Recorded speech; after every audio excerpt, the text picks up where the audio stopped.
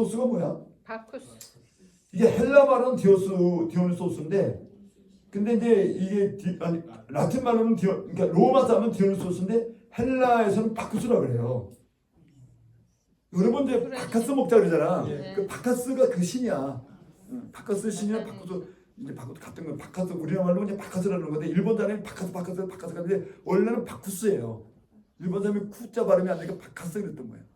일제시대 때 잔재가 나오면서 바카스 그러는 거야. 바카스가 일제시대 잔재야. 바쿠스가 원대 단어야. 바쿠스인데 이걸 갖다가 이제 그 디오니소스라는데 성경에 디오니소스가 나와요. 성경에 나오는데 성경에 이제 디오니소스 신이 나오는데 어쨌건 이 바쿠스 신인데 술신이야. 네. 다산신이고 생명의 신이야. 그래서 얘는 술을 먹으면 생명이 잉태된다고 봤던 거예요. 그래서 축제를 열어서 그때만 이 바쿠스 신하고 이제 교접을 해갖고 술을 먹고 생명을 잉태시켜갖고 새로 낳는다 이렇게 생각하는 거야. 그래서 이제 그 술의 힘이라는 게 사람을 몽롱하게 만들고 뭔가 사람을 신비하게 만들어.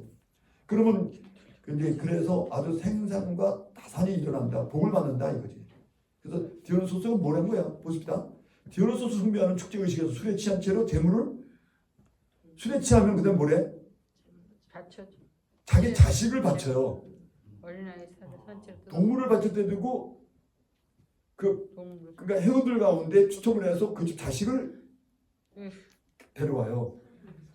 그 자식을 식이내요. 뜯어 먹어요. 산채로 뜯어 먹어야 돼요. 그걸 갖다가 바쿠스 제2행사라고 그래요.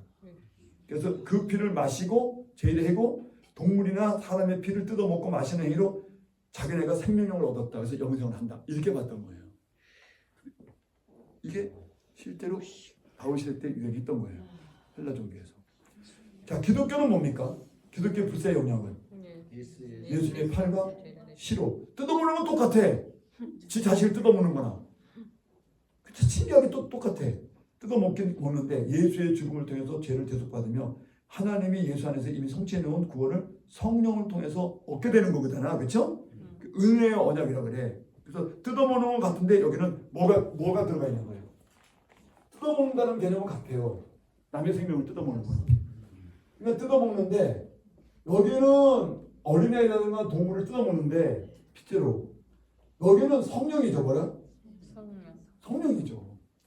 성령에 의해서 감동을 받고 세례를 받으면 예수님의 피하사를 먹은 것처럼 돼갖고 합이 되는 거죠. 하나님 영과. 이렇게 해서 구원을 얻게 되는 거죠.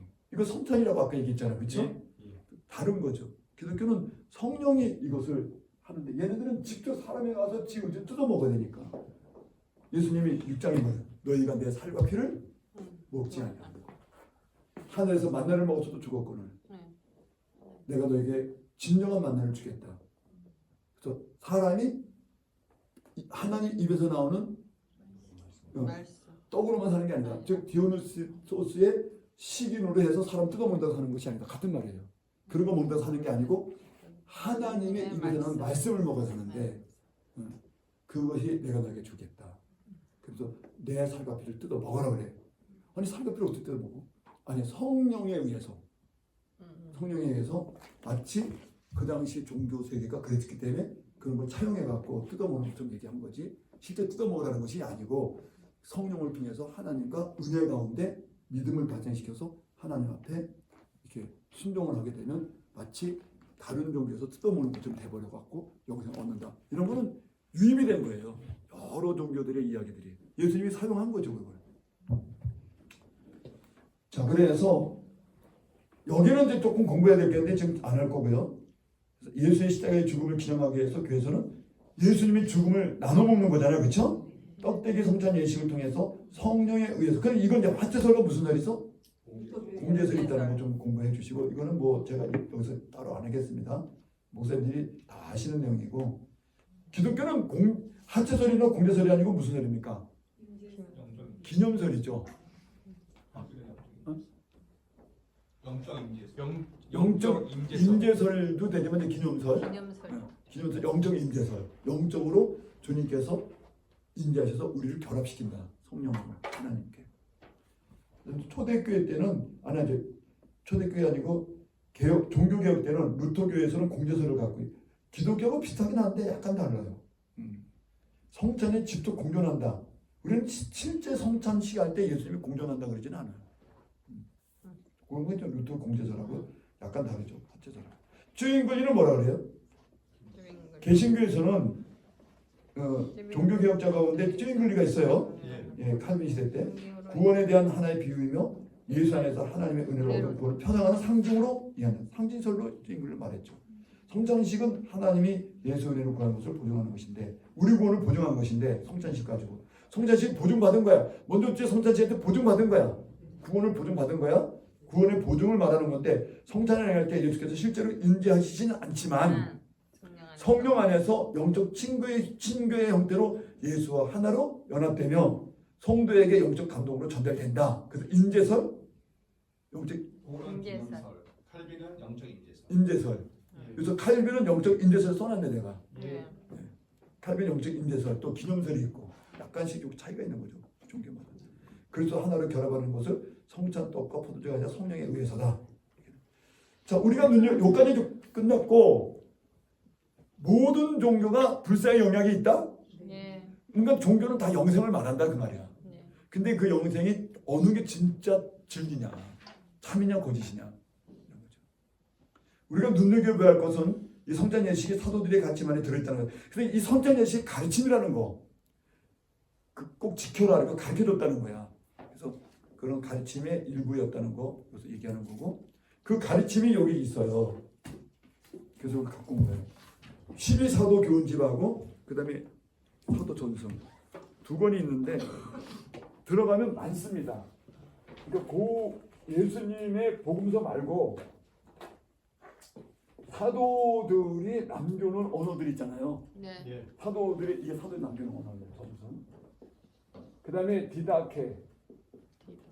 그 다음에 이게 12사도 가르침 교훈. 이거 디다케라고 그래요.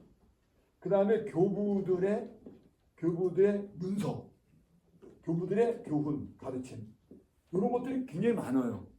인터넷 들어가면. 근데 거의 내용이 비슷비슷해요. 여기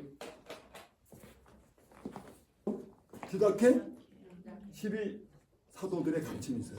그리고 교부들의 많은 문서들이 있어요. 이런 것들이 다 책자로 나와 있거든요. 저희 집에 여기 있기 때문에 갖고 온 거예요. 참고로 저는 이걸 여러 독을 해봤어요. 일부러 영어로 해봤어요. 사도 전승을. 12사도 가르침은 유튜브에 자세히 전문이 다 나와요. 전문이 다 나와 있어요. 그래서 전문을 다 읽어봤어요. 저도. 책을 한번 다 읽어봤다고요. 이걸 하면서. 그래서 이 책을 쓰면 다 읽어봤는데 자 137페이지 이렇게 이제 기독교라는 게 이런 걸 알면 기독교라는 게 이게 덜렁 생긴 것이 아니고 수천 년 전부터 이렇게 체계적인 깊은 이런 그 툴을 가지고 온 거예요. 다 툴을 갖고 오고 이런 어떤 그 문서들 속에서 스스로 이렇게 발전해 갖고 온 거지 덜렁 모사 교회가 하나 생겼다. 그 교회 하나만 기독교가 아니에요. 엄청난 기독교 세력들이 다 모여서 한 가족으로 이렇게 내려오는 거예요. 엄청난 이런 문서들이. 그래서 이제 대체적으로 근데 읽어보시면 마태, 마가, 누가 복음서에 있는 내용이 일치되는 게 굉장히 많아요. 자, 그래서 이제 12사도 교훈집에 이런 게 있어. 이 떡이 산과 들에 흩어져 있는 것들을 모아서 하나가 되듯이 주님의 교회가 땅끝에서 다 하나로 모아질지어다. 세례를 주면서 이런 말을 했다는 거예요. 이것은 온 땅에 흩어져 있는 성도의 무리가 성찬 예식에서 하나 모아지기를 기원한 거다. 성찬식은 하나님의 백성이 일원으로 예수에게 하나가 되도록 속했다. 그래서 성찬 예식 때 온 우주에 있는 성도 다 참여하는 걸 얘기한 거야. 다 하나가 된 거다. 그래서 이제 그다음에 이런 말도 있어. 여기는 비슷한 말들은 여기도 비슷한 말은 있는데 12사도 교훈집 5페이지에 있어요. 주의 이름으로 주의 이름으로 해? 세례 받는 이들이 아니면 누구도 감사의 성령에 먹거나 마시지. 그래서 이번에 이제 우리 자매님이 세례 받았잖아요. 받자 그날 이제 바로 성찬식에 참여했을 거예요. 그러니까 그 얘기예요. 그러니까 세례 받은 자들이 아니면 성례를 먹지 말아라. 성찬식에 참석하지 말아라. 주께서 이것에 대해 거룩한 것을 계획해 주지 말랐기 때문이다. 자, 사도들은 성찬 예식의 중요성을 거룩한 것을 계획해 주지 말라. 마태복음 7장 6절에 원문에는 진주 귀걸이로 돼 있어요. 예, 거룩한 것이 진주 귀걸이를 계획에 매달지 말라. 근데 다 은어고 다른 말로 하면 이제 예수님의 가르침을 진주라고 본 거죠. 이까지도 교환한다. 이 말씀은 제사법전에 들리는 음식을 부정하게 먹지 못하게 한 레위기와 동일하게 그 행사가 거룩하게 되게 하기 위해서 뜻있게 하기 위해서 되도록이면 성찬 그 세례를 받은 사람들이 참여하도록 한 거예요. 그렇죠? 예. 넘기시고요. 148페이지. 성찬 예식은 어느 것도 교회가 윤리로 법을 정하지 않았는데 성찬 예식만은 법을 정했다 이거야. 예. 그런 얘기 이제 집에서 좀 연구해 주시고 교회가 갖고 있는 유일한 법이라는 거예요. 다른 건 교회 법이 없어요 별로. 이게 유일한 법이라는 거예요. 성찬 예식을 어떻게 진행하고 어떻게 할 것이냐. 그 다음에 이제 오른쪽에 그래서 148페이지 맨 밑에 교회의 제도하는 어디서 시작해요? 단적으로 성찬 예식에서 시작됐다고 봐야 돼요.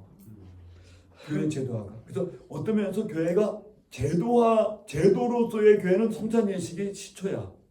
가장 기본이 되는 거야. 그거 외에는 교회는 자유로웠죠. 네. 근데 이제 성찬 예식만은 하나의 합법적인 제도로 만들어서 법적으로 교회가 규정했던 거죠. 그래서 제도화의 시작이었다. 이렇게 보시면 되고요. 뭐 그런 학자들이 그렇게 다 얘기하는 걸 제가 옮겨 적은 거예요. 예배 중에 최고의 예배다. 그렇죠? 네. 149페이지. 네. 다 같이 그가 구원받은 사람이라면 시리자. 그가 구원받은 사람이라면 반드시 성령에 의해서 새 생명의 영으로 난 자다. 이 생명이 행하는 가장 중요한 영향이가 성찬예식이다. 그러니까 성도가 거듭나서 가장 의미 있고 중요한 행사가 성찬예식이라는 거예요. 그러니까 성찬예식은 꼭 우리가 1년 중에 몇 번 하든 참석하는 게 좋은 거죠. 그렇죠? 네. 호적 등록하는 거고 그 순간에 구원을 확증받는 거고 다시 보증문서를 받는 거니까 늘 가서 받아와야지. 성찬식은 부활하신 예수님의 구원받은 하나의 성도와 유일한 교제다. 그래서 이미 부활하신 예수님과 성찬예식을 통해서 교제하는 거다 이거야. 그렇지 않고는 개인이 이제 성령부터 기도할 때 예수님을 뭐 감동을 받는다거나 또는 어떤 영상으로 본다든가 환상을 본다든가 그럴 수 있지만 공식적으로는 성찬예식 때 예수님을 만나는 거잖아요. 그렇죠? 네. 그때 이제 합법적으로 만나는 교회란 교제다. 네. 제도로서의 교회가 교회에게 한 것은 무엇보다 성찬예식이다. 교회가 제도이기도 하지만 제도로서의 교회는 성찬예식 때문에 교회이게 한다는 거죠. 성찬예식은 교회를 제도화되게 하고 교단교회를 구성하는 근본 조건이다. 제도주의가 나쁜 것이 제도가 나쁜 것은 아니다. 그래서 교회는 이걸 좀 지켜주는 게 좋다. 교단이 형성되는 근본 조건이니까. 다시 성경으로 돌아가서 성찬 예식의 결론을 내리자. 이제 결론이에요. 네. 그래서 성찬 예식의 본질은 계약이에요. 뭐라고요? 계약. 네. 신약. 뭐라고요? 신약. 그 신약을 가지고 있느냐 없느냐. 새로운 약속을 갖고 있느냐 없느냐. 언약 재갱신. 이 성찬 예식의 언약 재갱신을 요한복음 14장 10절 이건 한 것 같아요. 앞에 내가 뒤에 잠깐 했잖아요. 입체적으로. 그래서 이거를 했으니까 여러분이 그때 참고하시고요. 요한복음에 내적으로 이것이 설명되어 있다. 13장 17장에서 됐습니다. 네, 넘기시고 150페이지. 요한복음 13장 17장에 최후의 만찬 자리가 공강복음의 마태마가 누가 같은 자리거든요. 네. 근데 거기에서 내용하고 이건 내적으로 써놨기 때문에 내용이 많이 쓰여 있어요. 영적 내용이. 그래서 이제 그런 내용을 오늘 오전에도 잠깐 제가 설명했으니까. 그리고 자세한 오히려 더 본질은 6장에 나온다는 거야. 6장 읽어보세요. 6장에서 예수 자신은 사람들에게 생명의 나는 하늘에서 온 떡이고 내가 주는 떡은 생명을 주는 떡이니 내 살을 먹으면 이것이 마태마가 누가에서 마지막에 이건 내 피고 내 살이다 이거하고 같은 내용이란 말이에요. 그렇죠? 네. 여기에 오히려 마태마가 누가는 마지막에 있는데 여기는 6장에 있다는 거지. 그래서 52절에 어찌하여 자기 살을 우리에게 먹이느냐 유대인들이 이상하게 여겼어요. 그랬더니 예수님이 그걸 영적으로 얘기하는 걸 이해를 못하고 육적으로 이해해가지고 어떤 이사를 우리에게 먹이려고 그러냐 이런 거야. 그래서 요한복음 6장에 내가 진실 그 다음에 한 말이 받아친 게 뭔 말이에요? 진실로. 너네가 내 살을 먹으라는 게 아니다. 이렇게 얘기한 거지. 인자의 살을 먹자고 인자의 피를 마시지 않으면 너에게 생명이 없다. 내 살을 먹고 내 피를 마시는 건 영원한 생명이 없다. 나는 마지막 날에 내 살을 먹고 내 피를 마시는 자를 구원할 거다 이렇게 말했단 말이야. 이게 진짜 살을 먹으라는 게 아니잖아요. 그래서 이제 먹는다라는 게 뭐다 이렇게 써있고 151페이지 와가지고 이어서 6장 13절에 뭐래요? 사람을 살린 것은 여기서 결론을 진짜 이 살을 뜯어먹으라는 게 영이라는 거다. 영. 내가 말한 건 영적으로 말한 거다. 육이 아니다. 그러면서 내가 말하는 것은 영이고 육이 아니니 사람의 생각이 영이지 육이 아니다. 내가 한 말은 영적인 얘기인 거다. 영적인 얘기죠. 영이요 생명이다. 62절에 내가 이전에 있던 곳으로 하나 올라가서 성령을 보낸다는 거야. 성령을 보내면 어떤 형태가 일어난다는 거야. 저 잠깐 보세요. 그러면 살을 뜯어먹는 같은 형상이 일어난다는 거야. 그런 일반 우상 제의에서 하는 것처럼 불사의 명약이 일어난다는 거야. 근데 우리는 성령으로 가능하다는 거야. 그게 주님께서 어떤 우상 제사로 가능한 게 아니고 실제 자녀들 뜯어서 먹는 게 아니고 그래서 성령을 얘기하는 거예요. 그래서 같은 6장에 결국 이 성찬 예식의 본질을 얘기해 주면서 성령이 내가 하늘로 가는 게 유익한데 내가 가면 너에게 성령을 보내주려고 하는 거다. 아멘? 아멘. 그래서 이 성령을 너에게 보낼 거니까 이 성령이 오면 성찬이 이루어진다. 진정한 성찬이. 내 살과 피를 뜯어먹는 그런 현상이 일어난다. 더불어 먹는다는 거지. 요한에게서 성찬은 살과 피를 먹는 것, 성령 안에서 예수의 죽음에 동참하는 걸 말하는 거지 꼭 뜯어먹는 걸 말하는 건 아니다는 거야. 그의 살과 피를 먹는 죽음을 해서 얻게 된 영생을 의미하는 거지. 뭐 그래서 내가 이전에 있던 곳을 가는 것이 너는 게 이상하게 여기느냐 뭐 그러면서 뭐 그런 논쟁을 많이 해요 지금. 그래서 공부 좀 하시고 요한에게서 성찬 예식은 요한에게 성찬의 의미는 계속 그런 말이 나오죠, 그렇죠? 네. 새 생명으로 영생을 사게 하는 것 마지막에 언약의 재갱신이었다. 그래서 신약이 된 거예요. 신약. 오전에 신약이 여러분에게 있느냐는 물어보세요. 새 언약 신약이 있느냐. 그리고 오전에 한 얘기 그대로예요. 사랑만 하면 된다. 그렇죠? 네. 그래서 새 언약은 어디까지 가냐? 이 언약의 효력이 어디까지 가는 거냐면 구원이 완료되고 난 다음에 성령이 상주하게 돼. 그러면 사랑만 하면 되는 언약이다 이 말이야. 사랑조차도 성령이 상주해갖고 하게 만들어준다는 거야. 내가 너에게 새 계명을 주는 너 사랑하라. 요한에게서 이 언약은 단지 죄사함에 그친 것이 아니고 성령의 내주. 예? 네. 그래서 거듭나서 성령이 내 곁에 사랑의 삶을 들어가게 될 것에 대한 보장이란 말이야. 그래서 우리 문 목사님이 거듭날 때 성령이 내주해가지고 구원만 하는 게 아니고 사랑의 삶으로 들어가도록 언약이 돼 있다는 거야. 거기까지 언약된 것을 요한은 성찬 예식으로 본다 이거야. 그래서 저는 너무 감사해요. 그냥 죄만 사하고 구원하고 하면 나는 또 사랑으로 못하잖아. 인간이 갖고 있는 죄 때문에. 근데 끊임없이 내 안에서 성령이 대립을 해줘? 바울의 갈라디아서 3장에 말한 것처럼 대립을 해주냐고. 네. 5장에 가서 성령이 너희들 대립하나니 육체가 이루지 못하면 성령이 이루게 하신다. 거기 그 말을 이용했을 때 사랑을 하게 한다는 거야. 결국 사랑을 하게 만들어준다는 거야. 하게 만드는. 그래서 그렇게 할 거니까 사랑으로 들어갈 걸 보장한 언약이다. 여러분을 매일매일 죄를 씻을 수 있고 사랑으로 죄를 씻을 수 있기까지 보장이 되어 있는 거예요. 그래서 거기까지 성령이 이끌어 준다는 거죠. 아멘. 아멘. 그래서 넘기시고 없네. 없어. 끝. 끝이네. 그러면 마저 읽어야지. 섭섭해도 안 돼. 성령이 다 같이 아가페적 시작. 성령이 다 같이 시작. 성령이 아가페적 사랑을 행하게 해서 은혜로 받은 그 구원을 계속 유지시킨다. 구원을 약속받은 성도라면 자기의 장래를 염려할 것이 없다. 그 이유는 성령께서 주신 그 성령이 예수께서 주신 성령이 구원받은 각 사람을 영생으로 들어가게 하실 뿐 아니라 그 사람을 하여금 반드시 그의 분량에 맞게 사랑의 삶을 살게 함으로써 그 언약을 유하게 하시기 때문이다. 당신이 그 언약을 지켜주고 지켜낼 수 있도록 성령으로 공급해서 도와준다 이 말이야. 그래서 사랑 염려할 거 없다. 사랑을 하게 만들어준다. 그렇게 간다. 여기까지가 성찬의 어떤 사도들이 가르친 마지막 부분이다. 네. 요한복음의 성찬에 대한 어떤 영적 비밀도 다 공부를 한 겁니다. 다음 주에 이제 스테반의 설교를 하겠습니다. 네.